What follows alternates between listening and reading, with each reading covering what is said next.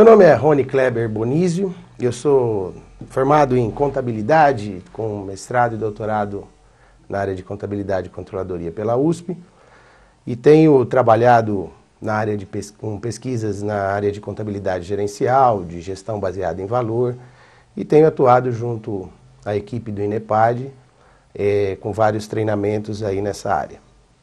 Nosso objetivo hoje é trabalhar com o tema contabilidade de custos, o tema 3, dentro da disciplina de gestão financeiras no módulo de formação geral.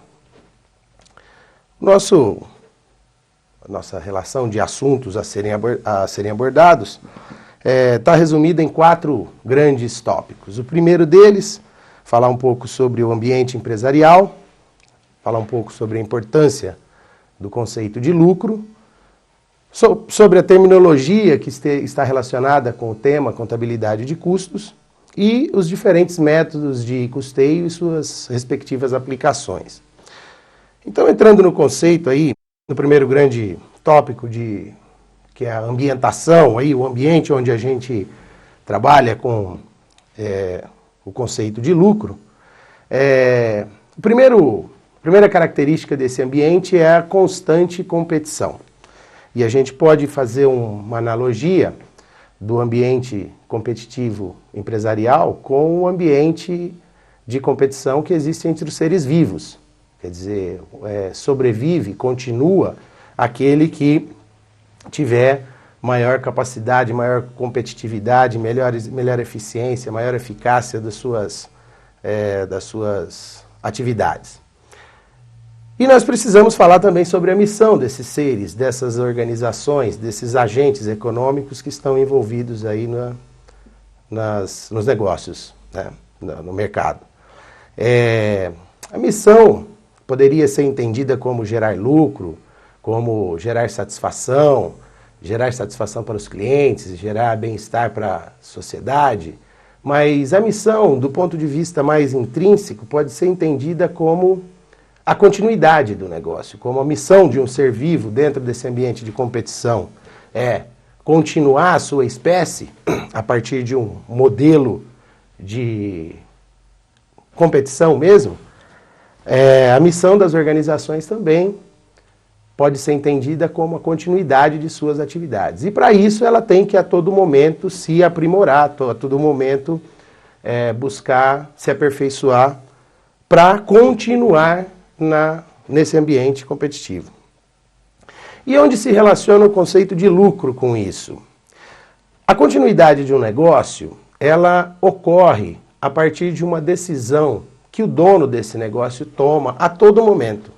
A todo momento ele levanta pela manhã e toma a decisão de continuar esse negócio. Como a gente toma a decisão a todo momento de continuar trabalhando numa determinada empresa, como a gente toma a decisão de continuar fazendo um determinado curso, ou de continuar praticando um determinado esporte e assim por diante. Então, todos os dias, implicitamente, o dono de um negócio toma a decisão de continuá-lo a partir de um fator, a partir de uma motivação. O que é que motiva ele a continuar esse negócio? E aí nós entramos com o conceito de lucro. Quer dizer, ele tem um bom motivo para continuar esse negócio quando esse negócio produz lucros para ele. Agora, surge uma pergunta: quanto que deve ser esse lucro?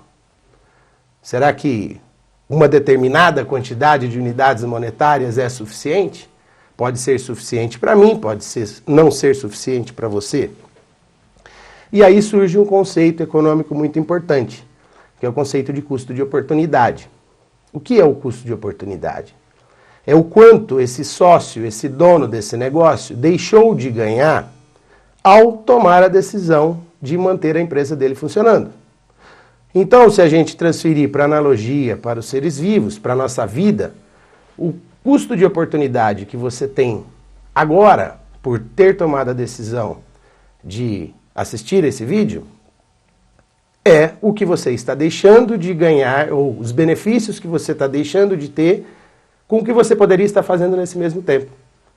Da mesma forma, o sócio da empresa tem um custo de oportunidade ao manter a empresa dele em funcionamento. ele tem uma quantidade de dinheiro investido nessa empresa e ele poderia ganhar algum rendimento com esse dinheiro em alguma outra alternativa. O custo de oportunidade da decisão de manter a empresa em funcionamento é o que ele está deixando de ganhar. Muito bem. Então, onde entra o conceito de lucro? É importante que a atividade de negócios da empresa gere lucros, no mínimo iguais ao custo de oportunidade. Por quê? Porque se isso acontecer, ele tem um bom motivo, o sócio, tem um bom motivo para continuar essa empresa, continuar esse negócio. Muito bem, o conceito de lucro. Como que a gente pode entender de forma simplificada o conceito do lucro? Lucro nada mais é do que o conjunto de benefícios obtidos com uma atividade econômica menos os recursos que são consumidos. Quer dizer, quando esses benefícios são maiores do que os recursos que são consumidos, nós temos um resultado positivo, conhecido como lucro. Se os benefícios obtidos são menores que os recursos consumidos, nós temos um resultado negativo, conhecido como prejuízo. Muito bem, a gente pode conhecer esse conceito do ponto de vista abstrato, medido em qualquer grandeza, mas ele é muito comumente conhecido quando medido em unidades monetárias, medido em dinheiro. Os benefícios obtidos medidos em dinheiro e os recursos consumidos obtidos em dinheiro, os recursos consumidos medidos em dinheiro. E a diferença, por consequência, é medida em dinheiro. Então o lucro normalmente é observado, é percebido em termos de unidades monetárias. Um exemplo do lucro, a gente pode verificar no material, o faturamento obtido de uma empresa, menos os materiais que foram consumidos para obter aquele faturamento, menos a mão de obra utilizada para obter aquele faturamento, menos a parcela dos equipamentos que foi utilizada para obter aquele faturamento, menos os tributos que incidiram para obter aquele faturamento, e menos os juros do capital investido para obter aquele faturamento. E aí a gente chega no lucro. É uma equação simples. Porém, há que se notar um aspecto interessante do lucro, que é o seguinte: quando eu obtenho o faturamento dentro de minha empresa, significa que eu estou fornecendo algum benefício para alguém. O que isso quer dizer? Significa que alguém está tendo uma vantagem, um benefício com a relação que esse agente tem comigo. Quem é essa pessoa? O meu cliente. Se eu estou utilizando materiais para obter esse faturamento, significa que alguém forneceu esses materiais e obteve com isso um benefício, porque foi pago para ele um preço negociado e ajustado. Se eu utilizei serviços, mão de obra de alguém para obter esse faturamento, essas pessoas se beneficiaram com isso. Então, meus fornecedores de materiais, os meus colaboradores, fornecedores de mão de obra, o sócio da empresa que utilizou um equipamento para que eu obtivesse esse faturamento, os tributos que eu tive que recolher para executar essa atividade, enfim, o Estado obteve o benefício justo e aceito pela sociedade, os credores que forneceram capital para a empresa obtiveram benefícios na forma de juros e, por último, o sócio obteve o benefício dele na forma de lucro. Portanto, essa analogia ou essa percepção diferente de lucro nos permite pensar um pouco diferente a respeito desse conceito, porque nós estamos num país católico, onde a nossa formação latina nos dá uma percepção de lucro como algo que não é bem visto pela nossa sociedade, pela nossa cultura, pelos nossos valores. Porém, nos países protestantes, isso tem uma percepção diferente. Dentro daquele conjunto de valores, daquela cultura, o conceito de lucro tem uma dimensão diferente para aquela sociedade. O que significa isso? Significa que o lucro é o resultado de uma atividade econômica legal, aceita pela sociedade e que beneficia não só o sócio, ou melhor, beneficia um conjunto de pessoas, e, em último lugar, o sócio. Né? E isso, se ocorrer.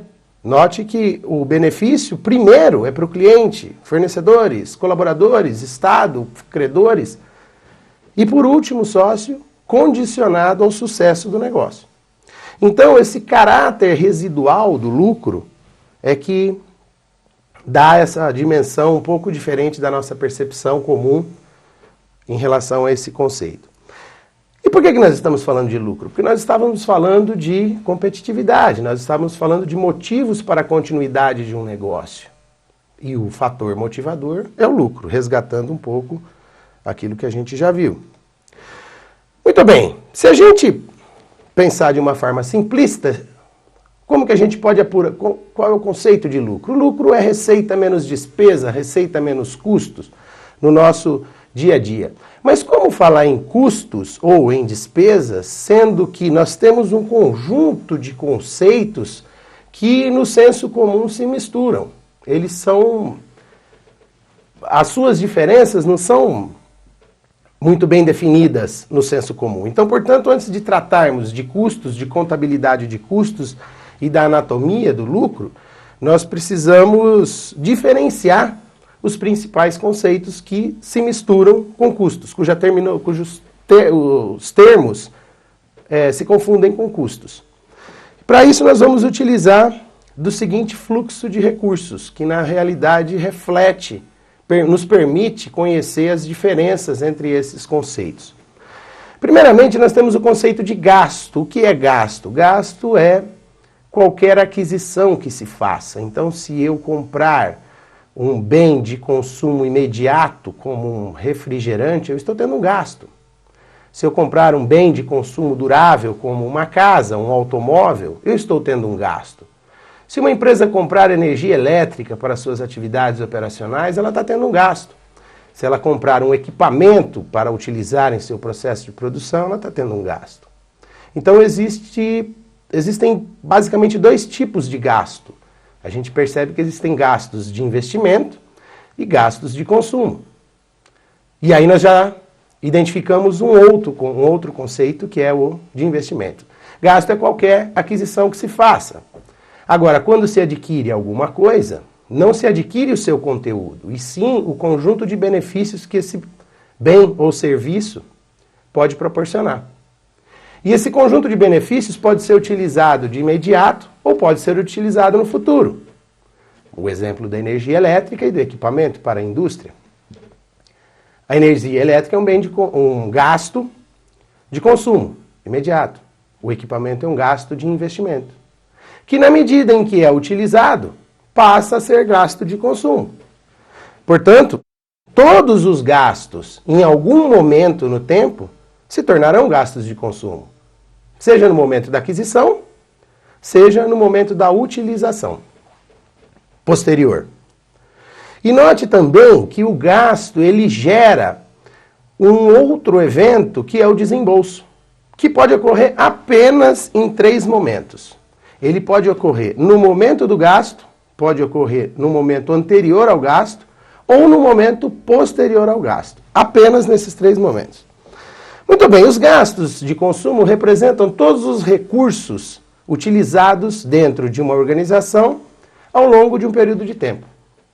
E esses recursos, numa empresa industrial, para simplificar a análise, esses recursos podem ser consumidos apenas em 2 lugares. Ou dentro da fábrica, ou fora da fábrica.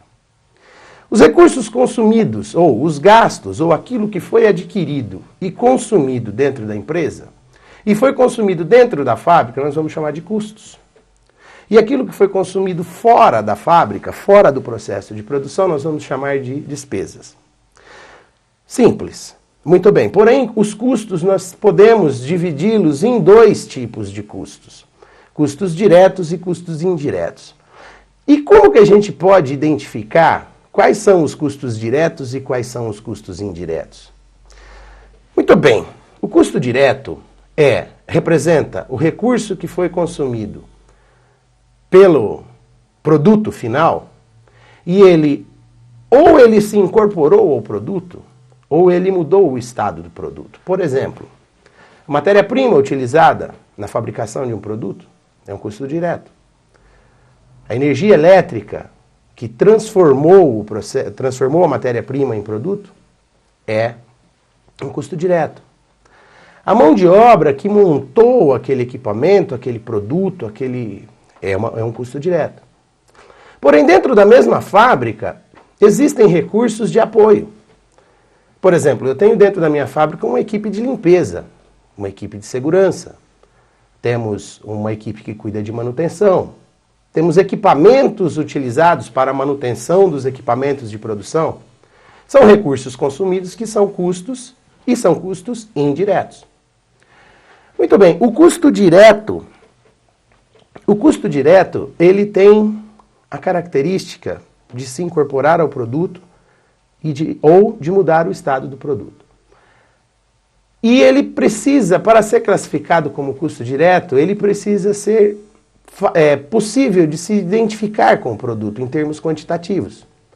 Eu produzi 10 unidades de um produto e gastei X quantidades de matérias-primas para produzir esses produtos. Isso é objetivamente identificado. Inclusive quando existem perdas dentro desse processo. Essas perdas estão aí identificadas e embutidas. Os custos indiretos não são possíveis de se identificar. E aí recorre-se ao processo de rateio.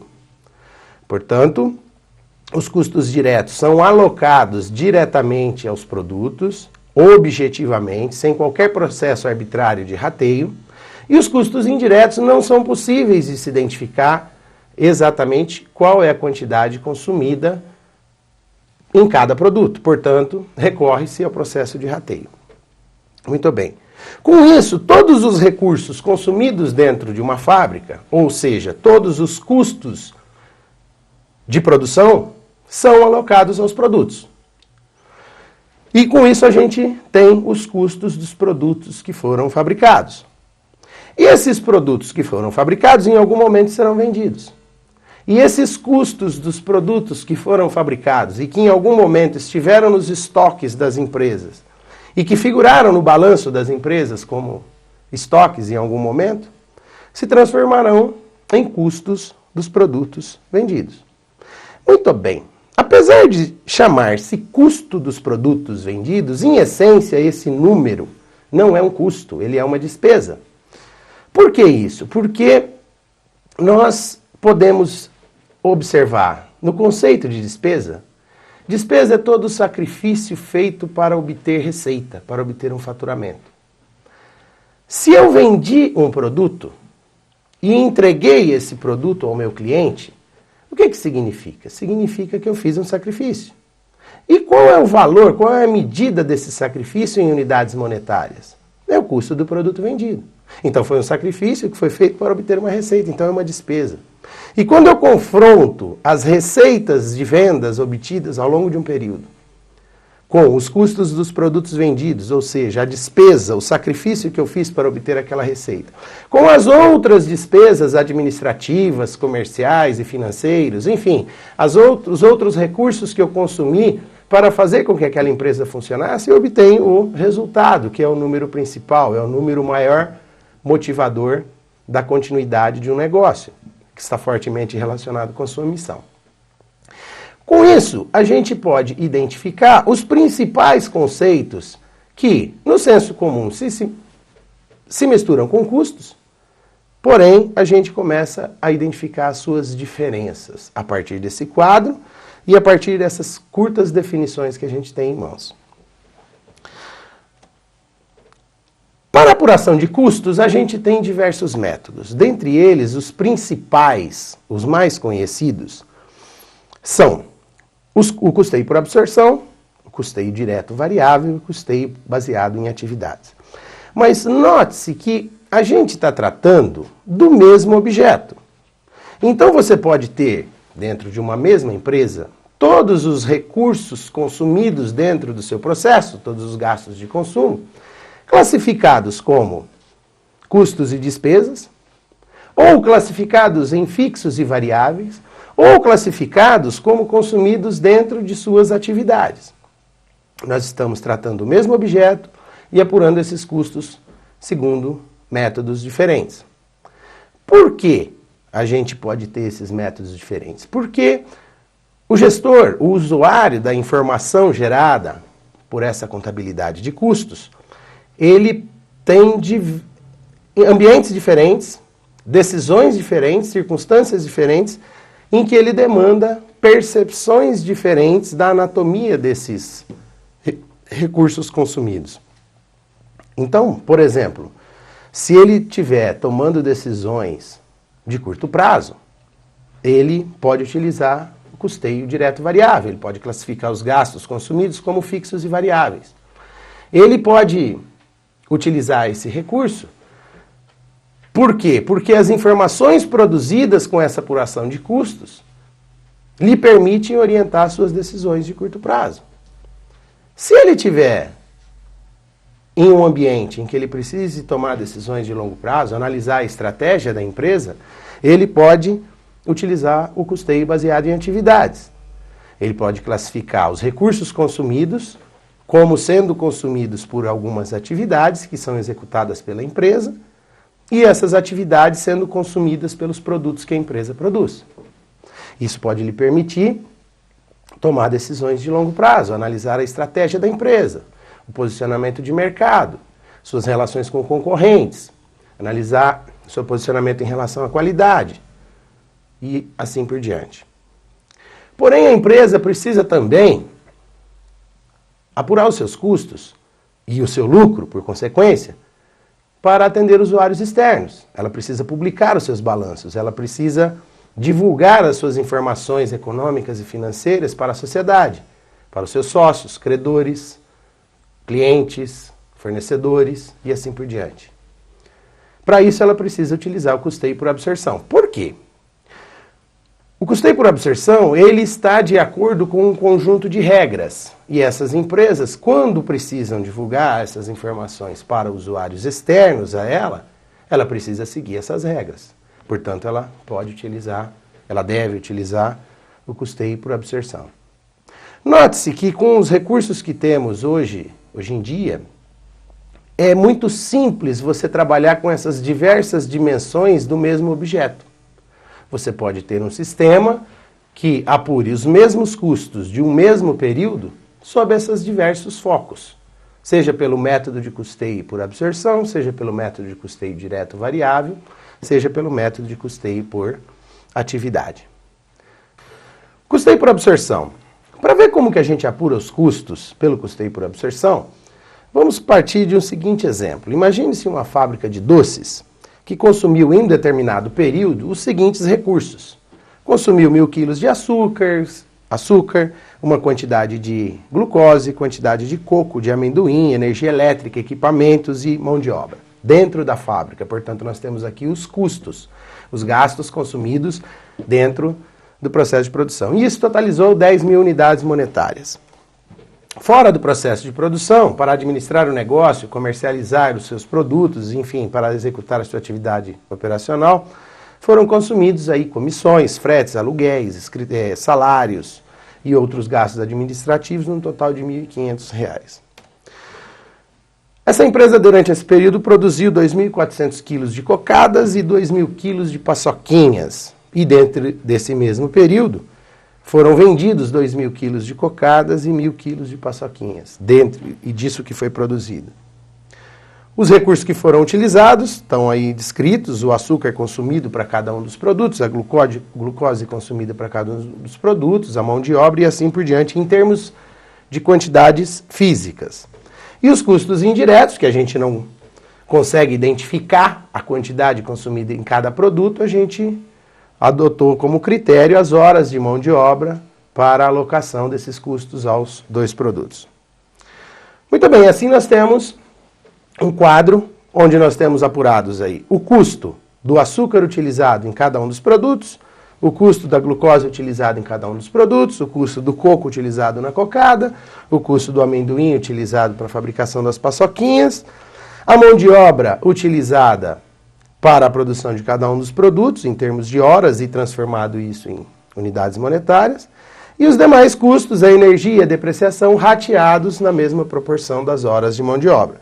Com isso, nós temos um custo de 6.150 de produção das cocadas, um custo de 3.850 das paçoquinhas, que totaliza o custo de produção total de R$10.000. Muito bem, esse é o custo da produção.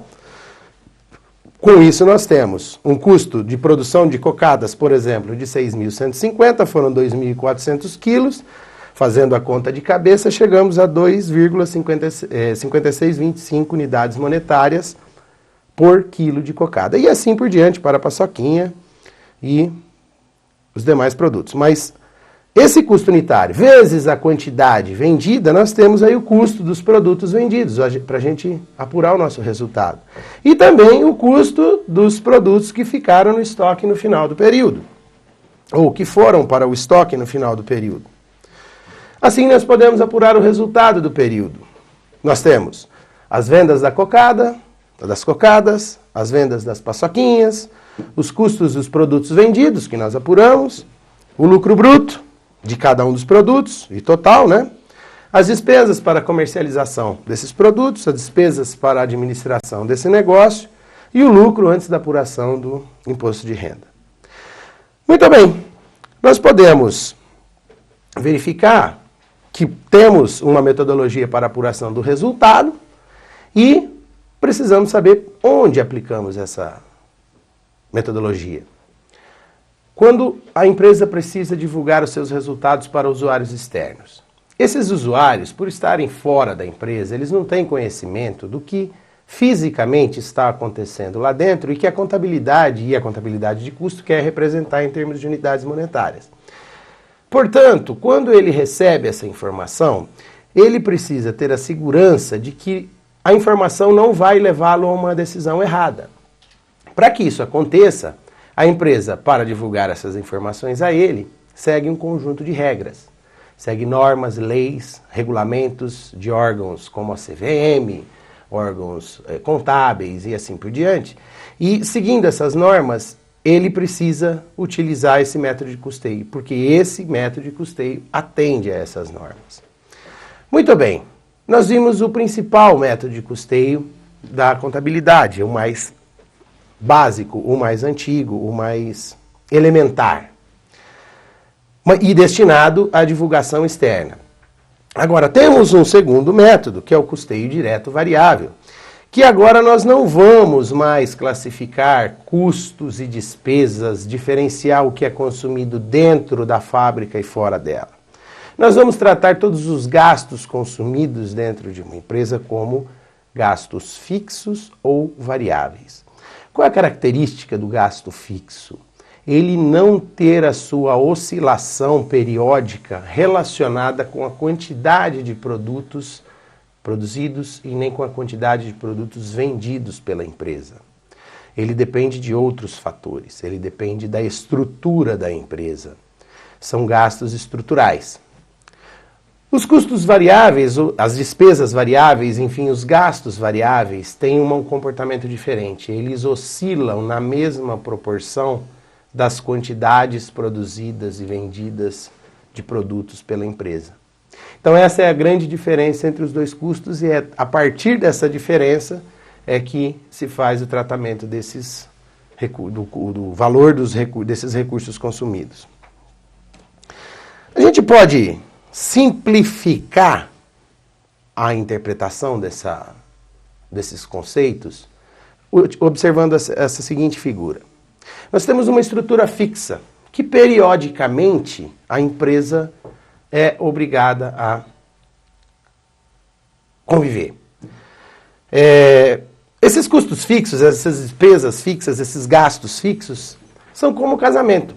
Você, a partir do momento que tomou a decisão de ter aquela estrutura, você vai ter que, todos os dias, dormir e acordar com aquela estrutura. Você começa todo mês com um número negativo de resultado, ou um prejuízo, no valor desses gastos fixos. E vai administrá-lo ao longo de todos os meses, ao longo de todos os dias daquele mês. Muito bem, os produtos que são vendidos pela empresa têm gastos variáveis, custos e despesas variáveis.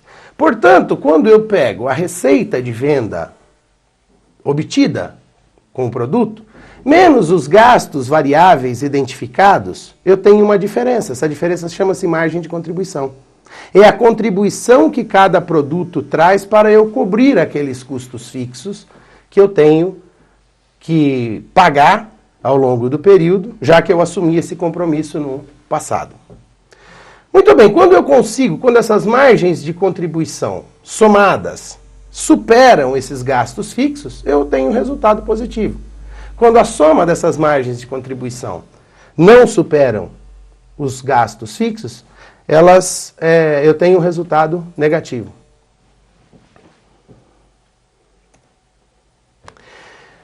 Muito bem, nós podemos pegar o mesmo exemplo da fábrica de paçoquinhas e fazer o tratamento dos recursos consumidos em termos de fixos e variáveis e tratá-lo pelo novo método de custeio direto variável. Então, eu tenho a identificação de cada recurso consumido, se ele é fixo ou variável, a partir de uma análise prévia, de um conhecimento prévio, não só do processo, mas de uma análise desses números. E aí eu tenho os custos que foram consumidos durante o mesmo período, classificados entre fixos e variáveis, e as despesas também classificadas entre fixas e variáveis. Os custos totalizando 10 mil e as despesas totalizando 1.500. Muito bem, assim eu posso apurar os custos variáveis consumidos na fábrica, dessa nossa fábrica de doces. Então eu tenho o custo variável do açúcar, da glucose, do coco e do amendoim e identificado com cada produto. Então eu tenho um total de 1.650 unidades monetárias de custos das cocadas, 850 das paçoquinhas, a quantidade produzida e o custo variável por quilo de 68 centavos e 75 para cocadas e de 32 centavos e meio para as paçoquinhas.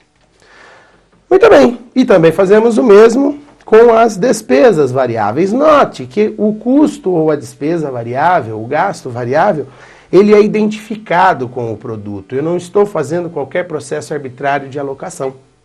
Ele é identificado. Eu sei quanto é consumido em cada unidade de produto, no nosso caso aqui, em cada quilo de cocada, em cada quilo de paçoquinha. Então nós temos aí a despesa variável por quilo de cocada de 32 centavos e de 24 centavos para as paçoquinhas. E também identificamos anteriormente os custos fixos e as despesas fixas, num total de 7.500 para os custos e de 620 para as despesas. Com isso, a gente pode apurar o nosso resultado.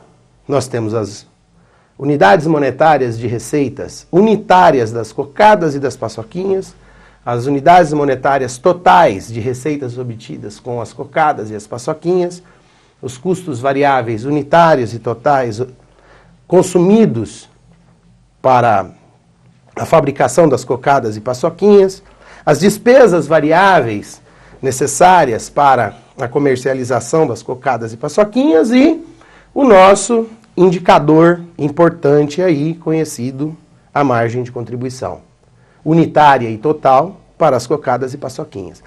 Note-se que, se a gente resgatar aquela nossa figura anterior, aquelas gotinhas que estão caindo sobre aquela estrutura de custos fixos que a gente tem, nada mais são do que essas nossas margens de contribuição. Quanto maiores forem essas gotinhas, mais rapidamente eu estou cobrindo os custos fixos, os gastos fixos. Quanto maior o volume dessas gotinhas, maior ou mais rapidamente eu estarei cobrindo esses gastos fixos. Portanto, esse indicador ele é fundamental para a gestão de curto prazo dos negócios. Por quê? Porque é a partir da margem de contribuição que eu vou entender qual é o produto que está somando mais no meu resultado, qual é o produto que está contribuindo mais para a formação do resultado da organização. Então eu posso utilizar, ou podemos chamar esse indicador, ou podemos chamar a margem de contribuição como um dos principais indicadores econômicos do desempenho dos produtos dentro da empresa. Nós também apuramos aqui, pelo método do custeio variável, o valor dos estoques. Porém, a gente considera como custo para fins de apuração do custo dos estoques, do custo dos produtos que foram estocados, apenas os custos variáveis. No caso, o açúcar, a glucose, o coco e o amendoim, que totalizaram aí 275 para cocadas, 425 para paçoquinhas e um total de 700. E aí nós podemos ainda apurar um outro indicador importante para o processo de gestão, que é o ponto de equilíbrio. Nós vimos que nós obtivemos ao longo desse mês, desse período, uma margem de contribuição de 8.320, ou seja, os produtos geraram uma margem de 8.320 para um faturamento de 11 mil. Ou seja, para cada real faturado, 75 centavos é gotinha para cobrir custo fixo. É margem de contribuição. Ou seja, 75% do valor faturado vem pagar margem de contribuição. Ora, se nós temos que pagar todo mês de gastos fixos 8.120, 8.120 dividido por 75 centavos, nós precisamos faturar quanto? 10.735. Como que a gente pode usar essa informação? Esse gráfico nos mostra o comportamento das receitas totais e custos totais em termos de volume, em relação à quantidade de produtos produzidos. Muito bem, onde está o ponto de equilíbrio? É justamente quando essas receitas se igualam aos custos, ou seja, quando o valor faturado subtraído dos custos variáveis e gera uma margem de contribuição que é exatamente igual ao custo fixo, ou seja, o ponto onde o lucro é igual a zero. Mas a observação desse gráfico nos permite verificar que quando o volume de faturamento, o volume de vendas é superior ao ponto de equilíbrio, nós passamos a ter lucro, porque aqui as receitas são maiores que os custos e despesas. Quando o volume for menor, as receitas são menores do que os custos e despesas, então passa-se a ter prejuízo. Portanto, esse é um indicador de curto prazo muito importante para o acompanhamento dos negócios. Se um determinado gestor tem esse número, tem como referência quanto é o ponto de equilíbrio do negócio dele, ele sabe no 10º dia do mês, por exemplo, quais ações que ele precisa tomar se ele está prevendo que não vai faturar ou não vai vender a quantidade de produtos que vai atingir o ponto de equilíbrio. Ele tem recursos para ter uma ação proativa em relação às suas atividades para que ele atinja seus objetivos, para que ele gere lucro e atenda àquela premissa inicial de que a continuidade é a missão da empresa e para que ela continue o sócio precisa obter lucro. Onde que se aplica?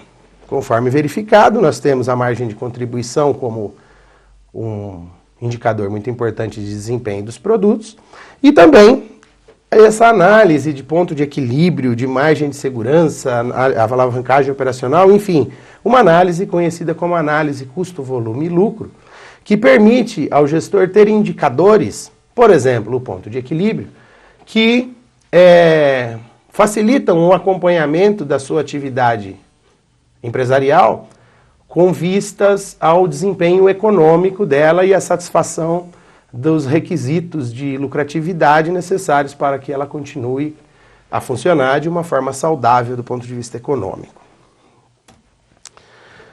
Para que a gente tenha certeza de que estamos falando dos mesmos números, podemos conciliar. Nós temos o resultado apurado pelos dois métodos de custeio por absorção, direto variável, e temos uma diferença. E note-se que essa diferença se repete nos estoques. O que significa isso? Significa que se não houvesse estocagem de produtos, ou seja, se todos os produtos fossem produzidos e vendidos, as diferenças não existiriam.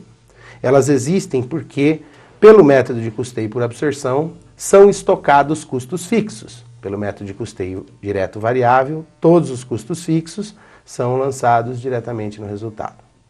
Vamos resgatar inicialmente aquela primeira imagem onde a gente via o fluxo dos recursos e tinha como identificar os gastos, o conceito de gasto de investimento, gasto de consumo, custo, despesa, até chegarmos ao lucro. Nós podemos verificar que os custos indiretos são alocados em um rateio simplificado a todos os produtos. Eles são juntados em um grupo de custos indiretos, e divididos entre os produtos segundo um critério comum. Mas nós podemos fazer uma observação mais detalhada desses custos indiretos.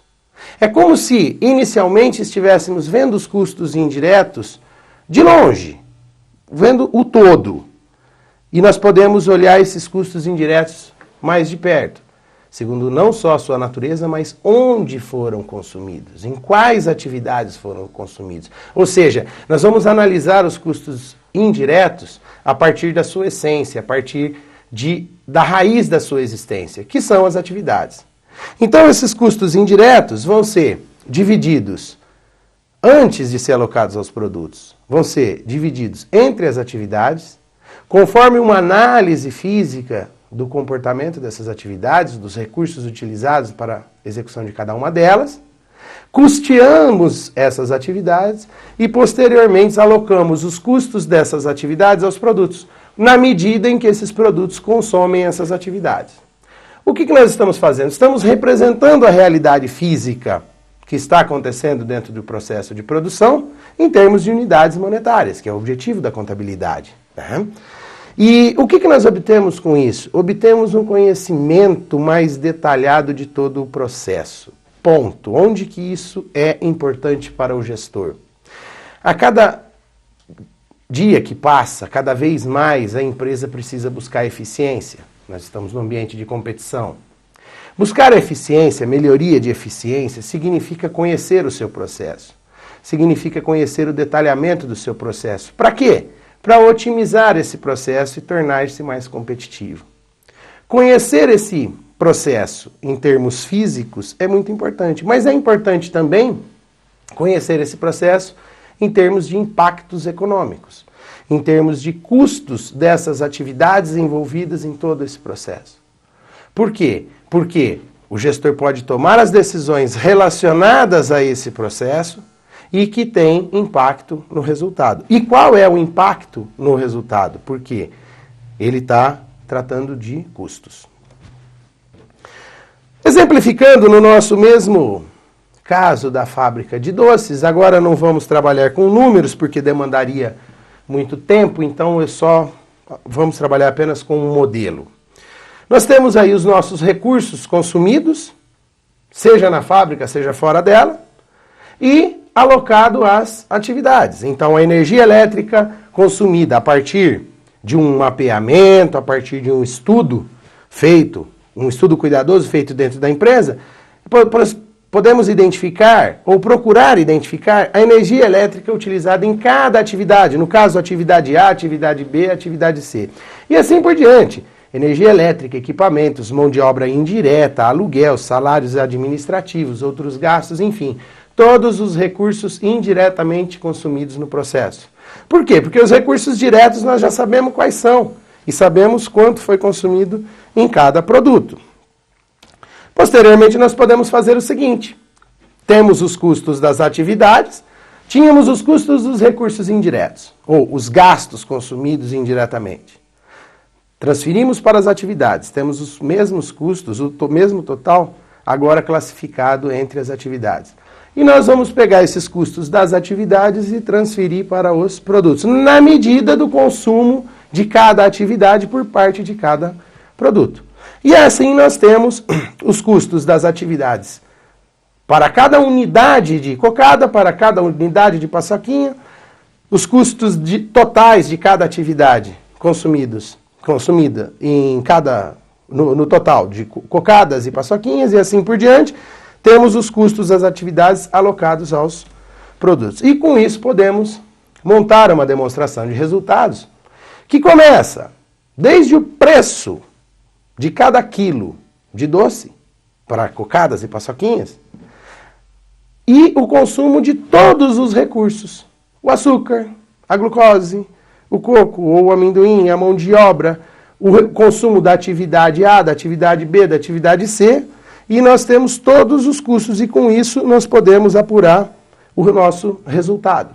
A receita, o preço, menos todos esses custos, e assim nós conhecemos a anatomia do custo de cada um desses produtos, em termos das atividades que são consumidas para produzi-lo e comercializá-lo. Onde que se aplica o conceito de ABC? Decisões de longo prazo. Por quê? Porque ele nos permite fazer um mapeamento e análise das atividades que são utilizadas para produzir e comercializar os produtos. E essas atividades podem ser classificadas em atividades que agregam e que não agregam valor ao produto. O que é isso? Como a gente pode entender esse conceito de atividade que agrega valor e atividade que não agrega? Atividade que agrega valor é aquela atividade que, pela sua existência, o cliente está disposto a pagar mais pelo produto. Atividade que não agrega valor é a atividade que a sua existência não faz com que o produto tenha uma atração maior por parte do cliente. Portanto, conhecendo quanto custa cada atividade, sabendo classificar se ela agrega ou não valor, o gestor ele pode procurar implementar ações para redução de custo apenas naquelas que não agregam valor. Por quê? Tomar uma ação que reduza custo de uma atividade que agrega valor pode gerar o risco de redução do preço do produto, porque pode reduzir a percepção de utilidade por parte do cliente. É importante esse método de custeio para uma gestão mais racional, mais precisa do processo de gestão das atividades empresariais.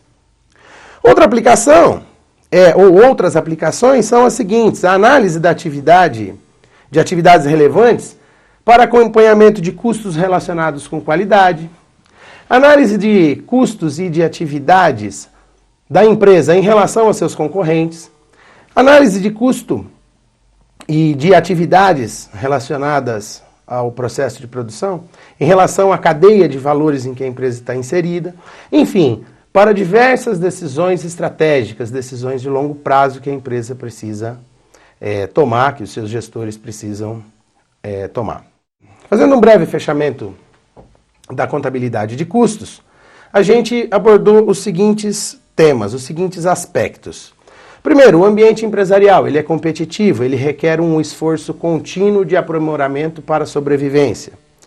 Dentro desse ambiente, é importante o conceito de lucro, porque ele é o principal motivador de continuidade por parte do sócio, continuidade dos negócios a partir da perspectiva do dono de um negócio, da empresa. Vimos a terminologia em contabilidade de custos, vimos um pouco da classificação conceitual de custo, despesa, perda, desembolso, investimento e gasto. Tratamos os três principais, mais conhecidos métodos de custeio: custeio por absorção, focado para usuários externos; custeio direto variável, focado para usuários internos em suas decisões de curto prazo; e o custeio baseado em atividades, o ABC, focado nas decisões estratégicas, decisões de longo prazo, e as suas respectivas aplicações. Finalizando, gostaria de lançar um desafio a vocês. Dentro da sua atividade profissional, dentro lá da empresa onde você atua, procure identificar circunstâncias, decisões, situações em que o gestor demanda informações de custos. E procure identificar qual método de custeio está mais adequado para essas diferentes circunstâncias. Certamente você vai encontrar pelo menos uma situação ou uma circunstância em que você pode aplicar um desses métodos. Verifique se nas decisões tomadas, no processo de condução dos negócios, os gestores dentro da sua empresa tomam decisões de curto prazo. Se tem decisões que são tomadas no dia a dia e que ele precisa de referenciais para acompanhamento desse processo. Verifique se esse gestor tem, em algum momento, em alguma circunstância, que tomar decisões ou acompanhar informações pensando no longo prazo, pensando na estratégia do negócio, no posicionamento da empresa daqui a 10 anos, enfim, no longo prazo. Verifique se em algum momento esse gestor da sua empresa precisa relatar informações econômicas para usuários externos. Veja onde que ele pode aplicar cada um dos métodos de custeio. E para finalizar, pense, analise, leia sobre esse assunto e procure relacionar o conceito de lucro às atividades econômicas. Veja se existe um link muito importante na condução dos negócios e o conceito de lucro.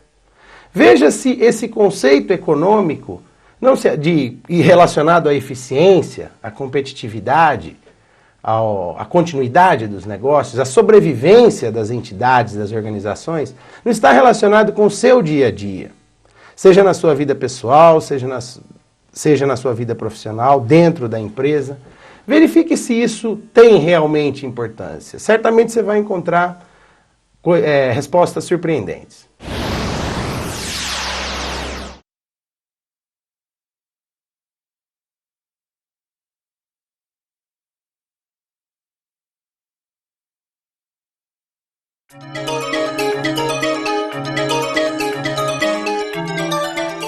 Professor, tendo em vista os conceitos apresentados sobre contabilidade de custos, qual a importância dessa temática hoje para o Banco do Brasil? A importância desse conceito, ele tem uma tendência crescente, tendo em vista o momento em que o mercado financeiro e o mercado especificamente de bancos está vivendo. Está vivendo um momento de mudança iminente, até por tendências observadas em mudanças de normas, de práticas e tendências do mercado financeiro como um todo. Por que é importante? Porque a cada momento que está passando, o banco está sendo cobrado em termos de eficiência. Quer dizer, hoje o banco, no passado um pouco distante, o banco trabalhava com um produto que era a inflação, hoje ele trabalha com outro produto que é margem e a expectativa é que no futuro ele trabalhe com outro produto chamado serviço. E para isso ele vai precisar continuamente se tornar mais eficiente, dado que ele está num ambiente de mudança e num ambiente onde muitas instituições estrangeiras estão entrando no mercado brasileiro. Então a competitividade tem sido cada vez maior e a exigência por eficiência, otimização de resultado tem sido crescente. A cada momento ele vai precisar mais e mais acompanhar os custos de sua agência, os custos de suas operações, os custos de seus produtos, no sentido de torná-los cada vez mais rentáveis e competitivos no mercado.